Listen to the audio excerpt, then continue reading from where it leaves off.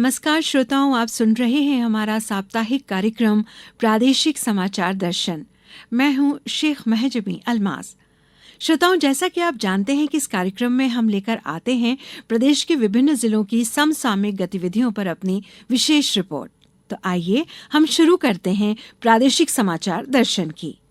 प्रादेशिक समाचार दर्शन के लिए हमारी पहली खबर पन्ना जिले से है, जहां दक्षिण वन मंडल के super beat guard Jagdish Ahirwar ने पन्ना के जंगलों में 130 औषधीय पौधे खोज निकाले हैं।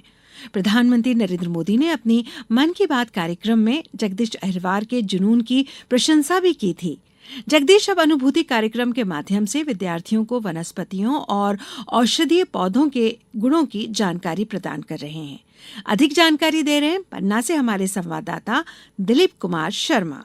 पन्ना जिले के दक्षिण वन मंडल पन्ना के super beat guard Jagdish Ahirwar ने पन्ना के जंगलों में 130 से अधिक औषधि पौधे खोज निकाले हैं। उन्होंने इसकी एक किताब भी लिख डाली है। जगदीश अब अनुभूति कार्यक्रम के माध्यम से छात्र छात्राओं को न ही सिर्फ वनस्पतियों और औषधि पौधों एवं उनके गुणों की जानकारी प्रदान कर रहे हैं, बल्कि वन्य प्राणियों की गतिविधियों की जानकारी भी दे रहे हैं। प्रधानमंत्री नरेंद्र मोदी द्वारा मन की बात में वन रक्षक जगदीश की चर्चा होने से वह काफी खुश नजर आ रहे हैं।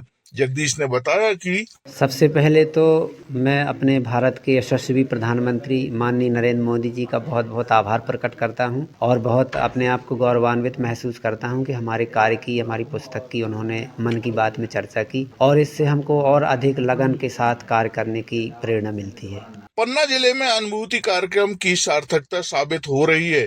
दक्षिण वन मंडल पन्ना में उन्हें न ही सिर्फ वन औषधियों के पौधों को पहचानने, उन्हें सहेजने और समझने की जानकारी दी जा रही है, बल्कि वन्य जीवों की पहचान और सतर्कता के संबंध में विस्तार से जानकारी भी प्रदान की जा रही है। बिसानी की कक्षा 11वीं की छात्रा संतोषी पटेल ने जागरूकता संदेश से प्रेरित होकर अपने गाँव के समीप वन क्षेत्र में लगे खेतों में तेंदुए की गतिविधि देखी और उसने तत्काल तेंदुए के मूवमेंट की समय पर सूचना वन विभाग को दी। इसके लिए शाहनगर वन परिक्षेत्र अधिकारी राजुल कटारे ने उन्हें सम्मानित भी किया है। यह घटना अनुभूति कार्यक्रम के माध्यम से बच्चों में विकसित हो रही। दिलीप कुमार शर्मा, प्रादेशिक समाचार पन्ना। हमारी दूसरी खबर है खंडवा जिले से, जहां ओंकारेश्वर से गुजरात के केवड़िया स्थित स्टैच्यू ऑफ यूनिटी तक क्रूज सेवा शुरू करने की दिशा में कार्य किया जा रहा है। पेश है खंडवा से हमारे संवाददाता हीरालाल लुंगरे की ये रिपोर्ट। मध्य प्रदेश और गुजरात सरकार के बीच हुए MOU के तहत नर्मदा नदी में ओमकारेश्वर से गुजरात के केवड़िया स्थित स्टैच्यू ऑफ यूनिटी तक क्रूज सेवा शुरू करने की दिशा में तेजी से काम किया जा रहा है। इस महत्वाकांक्षी योजना के तहत लगभग 130 किलोमीटर लंबे जल मार्ग पर श्रद्धालु और पर्यटक मां नर्मदा की गोद में यात्रा का अनुभव प्राप्त कर सकेंगे।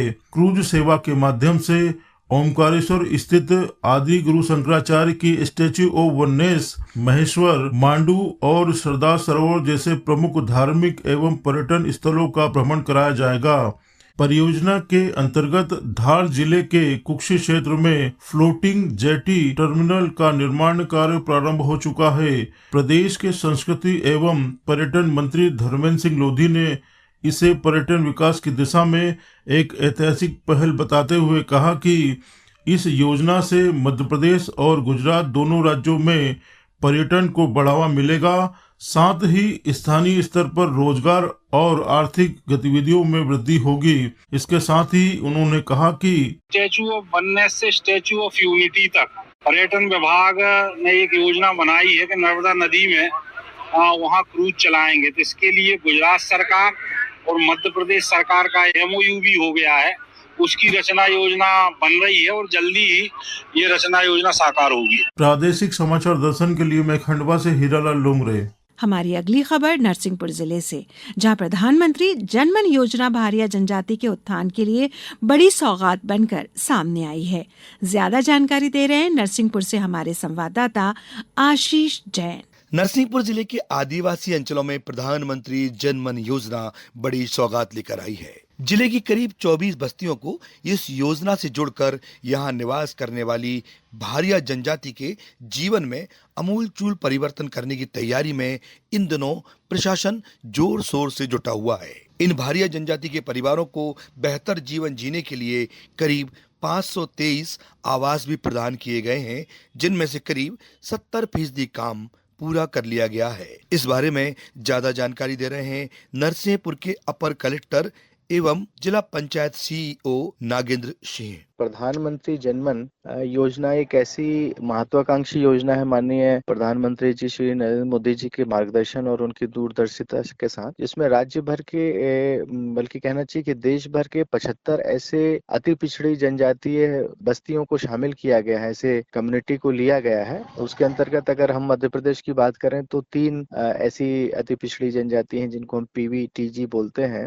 अगर मैं नरसिंहपुर जिले की बात करूं तो हमारे नरसिंहपुर जिले में भारिया हमारे जो दूरस्थ अंचलों में बसे हुए लोग जो जीवन की आवश्यकता है उनके लिए संघर्षरत रहे हैं, लेकिन विगत 1.5 वर्षों से जब से प्रधानमंत्री जनमन योजना का प्रसार हुआ है और उस ओरिएंटेशन में हम लोग लगातार काम कर रहे हैं, जनजातियों में भी भारिया जनजातियों में जिस भी प्रकार के उनके व्यक्तिगत हित लाभ हैं वो समग्र आधार कार्ड, जाति प्रमाण पत्र से लेके विभिन्न प्रकार के शासकीय योजनाएं के लिए आच्छादित किया गया है। नरसिंहपुर से प्रादेशिक समाचार दर्शन के लिए मैं आशीष जैन। प्रादेशिक समाचार दर्शन के लिए हमारी अगली खबर है खरगोन जिले से, जहां भारत सरकार की महत्वाकांक्षी पहल संपूर्णता अभियान 2.0 के तहत जिले के झिरनिया एवं भगवानपुरा विकासखंड को चयनित कर 6 प्रमुख इंडिकेटर्स में 100% संतृप्ति सुनिश्चित करने का लक्ष्य रखा है। विस्तार से जानकारी दे रहे हैं खरगोन से हमारे संवाददाता आशुतोष पुरोहित। भारत सरकार की महत्वाकांक्षी पहल संपूर्णता अभियान 2.0 ने खरगोन जिले में नई ऊर्जा और नए संकल्प के साथ दस्तक दी है। इस अभियान के अंतर्गत जिले के झिरनिया एवं भगवानपुरा विकासखंड को चयनित किया गया है, जहां लक्ष्य है चयनित 6 प्रमुख इंडिकेटर्स में 100% संतृप्ति सुनिश्चित करना। यह अभियान मात्र एक शासकीय योजना नहीं बल्कि स्वस्थ समाज, सशक्त नारी, सुरक्षित बचपन और आत्मनिर्भर ग्राम की दिशा में एक सशक्त दूरदर्शी पहल है। अभियान के माध्यम से स्वास्थ्य, पोषण, शिक्षा और कृषि जैसे अहम क्षेत्रों में जमीनी स्तर पर ठोस और व्यापक बदलाव लाने का लक्ष्य तय किया गया है, ताकि अंतिम व्यक्ति तक शासन की योजना का सीधा लाभ पहुंच सके। इस विषय में अधिक जानकारी दे रही हैं जिला पंचायत सीईओ अपर कलेक्टर श्रीमती रेखा राठौर। संपूर्णता अभियान 2.0 खरगोन जिले में भी 28 जनवरी से 14 अप्रैल तक संचालित किया जा रहा है। इस अभियान के अंतर्गत जिले के झिरनिया एवं भगवानपुरा विकासखंड को शामिल किया गया है। अभियान का मुख्य उद्देश्य स्वास्थ्य, पोषण, शिक्षा एवं कृषि से जुड़े चयनित 6 इंडिकेटर्स में 100% संतृप्ति सुनिश्चित करना है। इसके तहत महिला एवं बाल विकास विभाग द्वारा पूरक पोषण, बच्चों का वजन एवं लंबाई मापन, आंगनवाड़ी केंद्रों पर क्रियाशील शौचालय एवं सुरक्षित पेयजल की उपलब्धता, विद्यालयों में बालिकाओं हेतु क्रियाशील शौचालय तथा पशुओं का 100% टीकाकरण सुनिश्चित किया जा रहा है। प्रादेशिक समाचार दर्शन के लिए मैं खरगोन से आशुतोष पुरोहित। हमारी अगली खबर है मंडला जिले से, जहां समस्त दोपहिया वाहन चालकों के लिए हेलमेट पहनना अब अनिवार्य कर दिया गया है। यह राष्ट्रीय सड़क सुरक्षा माह के अंतर्गत सड़क सुरक्षा जीवन रक्षा थीम पर व्यापक जन जागरूकता अभियान चलाया गया। ज्यादा जानकारी दे रहे हैं मंडला से हमारे संवाददाता शशांक चौबे। मंडला जिले में समस्त दोपहिया वाहन चालकों के लिए हेलमेट पहनना अब अनिवार्य कर दिया गया है। इसके पालन को सुनिश्चित करने से पूर्व जिला प्रशासन एवं जिला पुलिस मंडला के संयुक्त तत्वाधान में राष्ट्रीय सड़क सुरक्षा माह के अंतर्गत सड़क सुरक्षा जीवन रक्षा थीम पर व्यापक जन जागरूकता अभियान चलाया गया। इस क्रम में हेलमेट जागरूकता रैली निकाली गई तथा आम नागरिकों को हेलमेट पहनने के महत्व के प्रति लगातार समझाइश दी गई। पुलिस का मुख्य उद्देश्य सड़क दुर्घटनाओं में होने वाली मृत्यु एवं गंभीर चोटों को कम करना और प्रत्येक नागरिक को सुरक्षित यात्रा के लिए प्रेरित करना है। अतिरिक्त पुलिस अधीक्षक शिव कुमार वर्मा ने बताया कि लगातार पुलिस प्रशासन के द्वारा सभी जिलों में, प्रदेश में और देश में लोगों की सुरक्षा के लिए हेलमेट पहन के दोपहिया वाहन चलाने के लिए निर्देशित किया गया है। लगातार पुलिस प्रयास करती है, लोगों को जागरूक करती है। उसी तारतम्य में हमारे पुलिस अधीक्षक महोदय के निर्देश से मंडला जिले में भी ये अभियान लगातार पिछले 2-3 महीने से चल रहा है बड़ी सख्ती के साथ में, जिसमें प्रारंभिक तौर पर इसमें लोगों को समझाइश दी जा रही है कि वो हेलमेट लगा के ही दोपहिया वाहन चलाएं। मंडला से प्रादेशिक समाचार दर्शन के लिए मैं शशांक चौबे। अब हम रुख करते हैं मंदसौर जिले की तरफ, जहां 30 जनवरी से 13 फरवरी तक कुष्ठ उन्मूलन जागरूकता अभियान चलाया जा रहा है। अधिक जानकारी दे रहे हैं मंदसौर से हमारे संवाददाता दीपक शर्मा। राष्ट्रपिता महात्मा गांधी की पुण्यतिथि शहीद दिवस के अवसर पर मंदसौर में जिला स्वास्थ्य विभाग द्वारा स्पर्श कुष्ठ जागरूकता अभियान का शुभारंभ किया गया। मुख्य जिला चिकित्सा एवं स्वास्थ्य अधिकारी डॉक्टर GS चौहान ने इस दौरान कुष्ठ उन्मूलन और रोगियों के प्रति भेदभाव समाप्त करने की शपथ दिलाई। यह अभियान 30 जनवरी से 13 जनवरी तक चलेगा। अभियान का उद्देश्य आम जन को कुष्ठ रोग के प्रति छुआछूत जैसी भ्रांतियों को दूर करना और आम जन को जागरूक करना है। प्रादेशिक समाचार दर्शन के लिए मंदसौर से मैं दीपक शर्मा। हमारी अगली खबर है झाबुआ जिले से, जहां कृषक कल्याण वर्ष 2026 के अंतर्गत कृषि रथ अभियान के माध्यम से किसानों को संतुलित उर्वरक उपयोग और आधुनिक कृषि तकनीक की जानकारी दी जा रही है। ज्यादा जानकारी दे रहे हैं झाबुआ से हमारे संवाददाता हरीश यादव।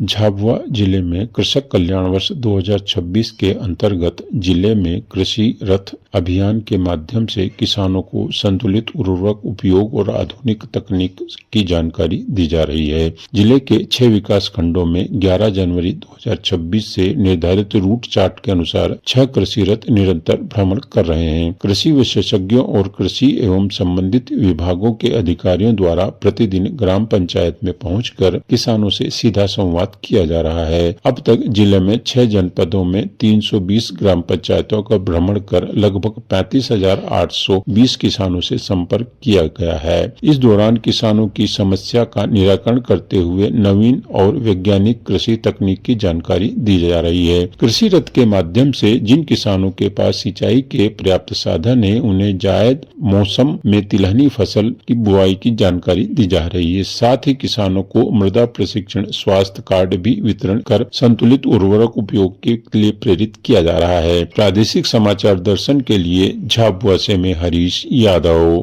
नीमच जिले में मल्हारगढ़ तक रेलखंड का दोहरीकरण हो चुका है। इससे अब ट्रैक पर 110 किलोमीटर प्रति घंटे की स्पीड से ट्रेन चलने लगी है। विस्तार से जानकारी दे रहे हैं नीमच से हमारे संवाददाता दिनेश प्रजापति। नीमच से मल्हारगढ़ तक रेलखंड का दोहरीकरण कार्य पूर्ण हो चुका है। इससे अब इस ट्रैक पर 110 किलोमीटर की स्पीड से ट्रेनें चलने लगी। पैसेंजर से लेकर एक्सप्रेस रेल ट्रेनों को सामने से आने वाली गाड़ियों या सुपरफास्ट ट्रेन के कारण लूप लाइन पर रोकना नहीं पड़ रहा है। अधिकतर ट्रेन समय पर स्टेशन पहुंच रही है। यात्रियों की सुविधा होने के साथ ही समय की बचत भी हो रही है। दूसरी तरफ मालगाड़ी के अब अलग ट्रैक पर लंबे समय तक खड़ी न रहने से समय बच रहा है। इधर नीमच रेलवे स्टेशन के प्लेटफॉर्म क्रमांक 4 पर शेड का काम प्रगति पर है। रतलाम, मंदसौर, नीमच, चित्तौड़गढ़ रेलवे खंड के नीमच से चित्तौड़गढ़ खंड में दोहरीकरण कार्य पूर्ण हो चुका है। अब नीमच से रतलाम के बीच 135 किलोमीटर लंबे ट्रैक पर काम जारी है। इससे 70% काम पिछले साल पूरा हो चुका है। नीमच जिले के खंड में आने वाले निर्माण से लेकर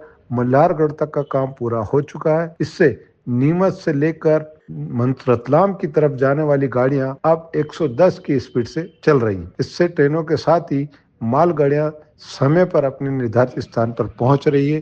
प्रादेशिक समाचार दर्शन, नीमच, दिनेश प्रजापति। तो श्रोताओं, ये था हमारा कार्यक्रम प्रादेशिक समाचार दर्शन। आज के लिए इतना ही। फिर मिलेंगे इसी दिन इसी समय। दीजिए इजाजत। नमस्कार।